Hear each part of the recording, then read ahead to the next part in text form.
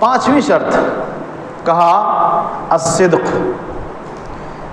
المنافی للکذب، کہا کہ اس کلمے کو جب اقرار کریں تو اس کلمے کا اقرار صرف زبان سے اقرار، بار بار رٹنا، بار بار بولنا، یہ کام نہیں آئے گا جب تک کہ اس گویا کہ ہم گواہی دے رہے ہیں نا، اور گواہی کے حوالے سے بات آئی تھی کہ گواہی سچی ہو، گواہی سچی ہو، جو زبان میں گواہی ہو وہ دل میں یقین ہو اور عمل میں اس کو انجام دیا جائے، تبھی جا کر وہ گواہی ہوتی ہے۔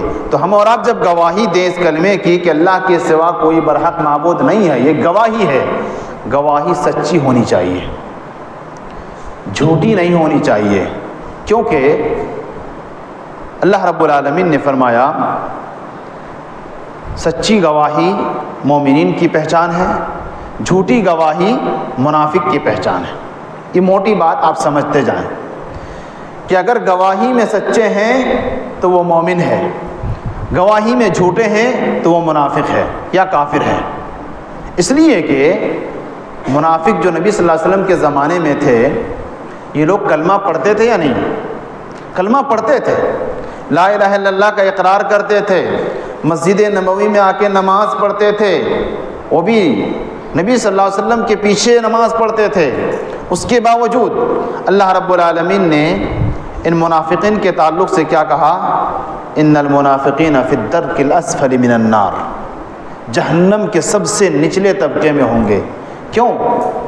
کلمہ تو پڑھتے تھے، مسلمان تو اپنے آپ کو ظاہر کرتے تھے، اگر کلمہ پڑھ لینا زبان سے یہی کافی ہو جاتا تو منافقین جہنم میں نہیں جاتے، لیکن اللہ نے کہا کہ یہ لوگ جہنم کے سب سے نچلے طبقے میں ہوں گے۔ پتہ چلا کہ اس میں کوئی نہ کوئی فالٹ ہے۔ وہ فالٹ کیا ہے؟ کہ اس کلمے کے اقرار میں وہ سچے نہیں تھے، زبان سے تو گواہی دیتے تھے لیکن دل میں کافروں سے ملے ہوئے ہوتے تھے، مسلمانوں کی بات کافروں تک پہنچاتے تھے، مسلمانوں کو اندر سے نقصان پہنچاتے تھے، دھوکہ دیتے تھے۔ گواہی کا مطلب یہ نہیں تھا ان کا۔ کہا اللہ رب العالمین نے کہا احسب الناس ان يتركوا ان يقولوا آمنا وهم لا يفتنون ولقد فتنا الذين من قبلهم فليعلمن الله الذين صدقوا وليعلمن الكاذبين۔ کہا کہ کیا یہ لوگ جن کو چھوڑ ان یترکوا احسب الناس ان یترکوا، کیا لوگوں نے یہ گمان کر لیا ہے کہ وہ جو کچھ بھی کریں ان کو چھوڑ دیا جائے گا؟ ان یقولوا آمنا، صرف کہہ دیے کہ ایمان لے کے آ گئے اور ان کو آزمائش میں مبتلا نہیں کیا جائے گا؟ اگر یہ سوچ ہے تو یہ غلط سوچ ہے، ان کو آزمایا جائے گا، مصیبت میں مبتلا کیا جائے گا۔ وَلَقَدْ فَتَنَّا الَّذِينَ مِن قَبْلِهِمْ، ہم نے ان سے پہلے کے لوگوں کو بھی آزمایا۔ فَلَيَعْلَمَنَّ اللَّهُ الَّذِينَ صَدَقُوا، تو جو لوگ سچے ہیں وہ لوگ بھی جان لیں کہ وہ جو گواہی دے رہے ہیں وہ سچے ہیں یا نہیں ہیں، اور جو لوگ جھوٹے ہیں وہ لوگ بھی جان لیں کہ وہ لوگ اپنی اس گواہی میں جھوٹے ہیں۔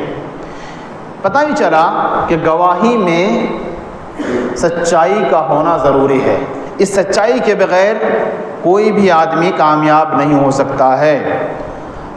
اور اللہ رب العالمین نے منافقین کے حوالے سے کیا کہا؟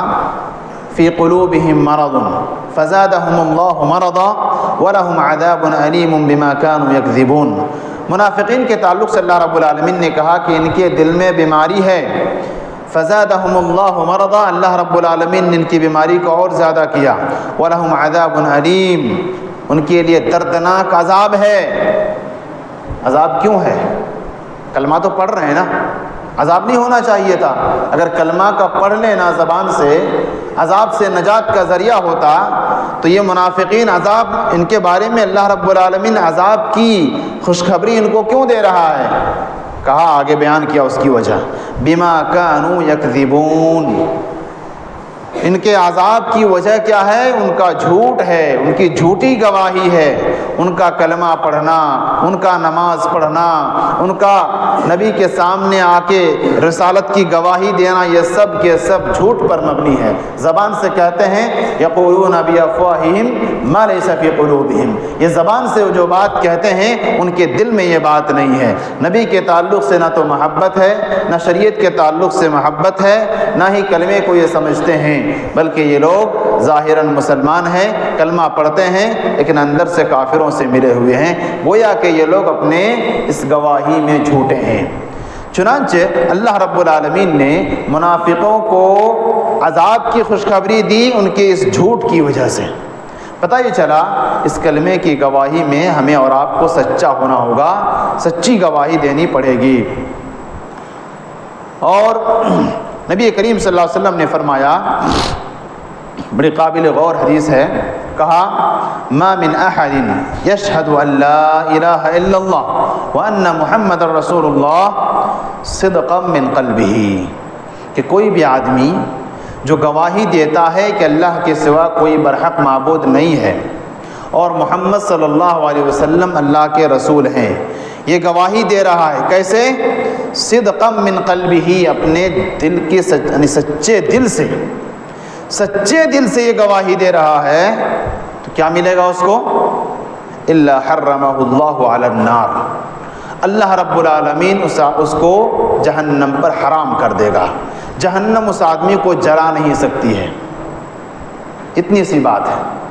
کلمہ پڑھیں، سچے دل سے پڑھیں، جو زبان میں ہو وہ دل میں ہو، اور جو دل میں اور زبان میں ہو وہ عمل میں ہو۔ یہ تین چیز اگر جمع ہو جاتی ہے ہمارے اور آپ کی زندگی میں اس کلمے کو پڑھنے کے ساتھ ساتھ، تو کہا کہ اس آدمی کے لیے جہنم حرام ہو جاتی ہے، جہنم اس آدمی کو چھو بھی نہیں سکتی ہے، جلانا تو دور کی بات ہے۔ اتنی بڑی فضیلت ہے، لیکن شرط یہ ہے کہ وہ سچے دل سے ہو، جھوٹے دل سے نہ ہو، جھوٹی زبان سے نہ ہو۔ ایک دیہاتی، یہ واقعہ شاید آپ لوگ سن چکے ہوں گے، ایک دیہاتی نبی کریم صلی اللہ علیہ وسلم کے پاس آتا ہے، دیہاتی آدمی ہے، اور آنے کے بعد وہ سوال کرتا ہے، یا رسول اللہ صلی اللہ علیہ وسلم ہمیں کچھ احکام بتلائیے، کچھ کام بتلائیے، کچھ احکام بتلائیے۔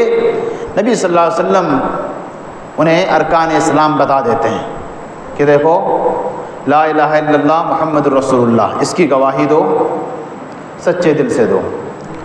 اس کے بعد اقام الصلاۃ، 5 وقت کی نماز پڑھو۔ اس کے بعد رمضان کا روزہ رکھو، طاقت ہو تو حج کرو، اور مال اللہ نے دی ہے تو زکوٰۃ ادا کرو۔ یہ 5 ارکان اسلام اس کو بتلایا۔ اس دیہاتی آدمی نے کہا هل علی شیء، کیا مجھ پر اور کچھ کرنے کا ہے؟ نبی صلی اللہ علیہ وسلم نے کہا کہ اتنے پر بس کرو، اتنا ہی کر لو۔ وہ آدمی مڑ گیا، زیادہ ادھر ادھر کی بات نہیں، سیدھی سیدھی بات کیا۔ نبی صلی اللہ علیہ وسلم نے ان کو ارکان اسلام سمجھا دیے۔ اس آدمی نے کہا واللہ لا کہا کہ واللہ لا ازید علی ھذا ولا انقص، کہا کہ اللہ کی قسم کھا کر میں یہ کہتا ہوں کہ میں یہ جو آپ نے جو اتنے حکم بتلائے اس سے نہ تو زیادہ کروں گا نہ کم کروں گا، جتنا بتایا آپ نے میں اتنا عمل کروں گا۔ اتنی بات کہہ کے پلٹ گیا۔ نبی صلی اللہ علیہ وسلم نے کہا یہ محل استشہاد ہے، افلح ان صدق۔ نبی صلی اللہ علیہ وسلم نے کہا کہ اس بندے نے جو کہا کہ میں اس سے نہ زیادہ کروں گا نہ کمی کروں گا، نہ کوئی اپنی طرف سے لاؤں گا، نہ اس جو دیا گیا ہے اس میں سے کوئی کمی کروں گا۔ نبی صلی اللہ علیہ وسلم نے کہا اگر اس نے ویسا ہی کیا جیسے اس نے کہا تو یہ نجات پا گیا، یہ نجات پا گیا۔ افلح، اور سب سے بڑی کامیابی کیا ہے؟ نبی صلی اللہ علیہ وسلم اگر فلاح اور کامیابی کی بشارت دیں اس کا مطلب وہ جنتی آدمی ہے۔ بلکہ دوسری روایت میں نبی صلی اللہ علیہ وسلم نے کہا کہ اگر کوئی آدمی جنتی شخص کو اس دنیا میں چلتا ہوا دیکھنا چاہتا ہے وہ اس دیہاتی کو دیکھ لے، یہ جو پلٹ کر جا رہا ہے، اس دیہاتی کو دیکھ لے، یہ جنتی آدمی ہے جو دنیا میں چل رہا ہے، کیونکہ کہا کہ اگر اس نے سچے دل سے اگر ان چیزوں پر عمل کر لیا تو وہ کامیاب ہو جائے گا، کامیاب ہو گیا وہ آدمی۔ تو کہنے کا مطلب یہ ہے کہ یہ جو گواہی ہے، یہ جو لا الہ الا اللہ کی گواہی ہے، صرف زبان سے رٹنا، بار بار اس کو بولنا، یہ نجات کا ذریعہ نہیں ہے، بلکہ اس کو ان تمام شروط کے ساتھ ادا کیا جائے۔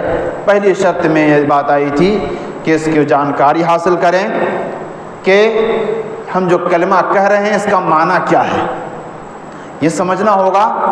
ساتھ ساتھ معنی سمجھ گئے، اس معنی کے ساتھ آپ کو ہمیں یقین رکھنا پڑے گا کہ اس کے اندر جو معنی ہے، یعنی ہمارا رب ہمارا معبود ہے، اس پر یقین رکھنا ہوگا، اس کے سارے فرامین پر یقین رکھنا ہوگا، اسی طرح سے اس کے سارے احکامات کو قبول کرنا ہوگا، اس پہ نقطہ چینی کی کوئی گنجائش نہیں ہے کہ فلاں صحیح نہیں ہے، فلاں مجاز کے مطابق نہیں ہے، فلاں ایسا ہے، فلاں ایسا ہے، اس کی کوئی گنجائش نہیں ہے۔ قبول کرنا ہوگا، اور ساتھ ہی ساتھ جو بھی احکام آئے، جو بھی فیصلے آئے اللہ اور اس کے رسول کی طرف سے، کیونکہ ہمیں یہ حکم دیا گیا ہے کہ کوئی بھی مسئلہ اختلاف ہو جائے، کوئی بھی اختلاف ہو جائے، کہاں جانا ہے ہم کو؟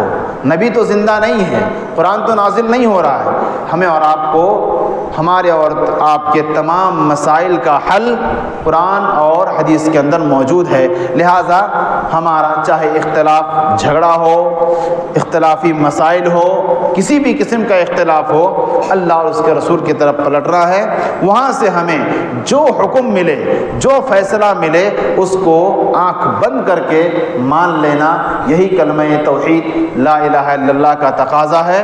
اور جب ہم اس کا اقرار کریں تو سچے دل سے اقرار کریں، اس میں ہم اور آپ جھوٹے نہ ہوں کہ زبان سے کچھ کہہ رہے ہیں، گواہی دے رہے ہیں کہ وہ ہمارا معبود برحق ہے، عمل ہمارا کچھ نہیں، عمل کسی اور کے لیے ہے، سجدہ کسی اور کے لیے ہے، قربانی کسی اور کے لیے ہے، دعا اور مناجات اور ضرورتیں کسی اور سے مانگی جا رہی ہیں، یہ اس کلمے کا تقاضا نہیں ہے، بلکہ یہ اس کے منافی امور ہے۔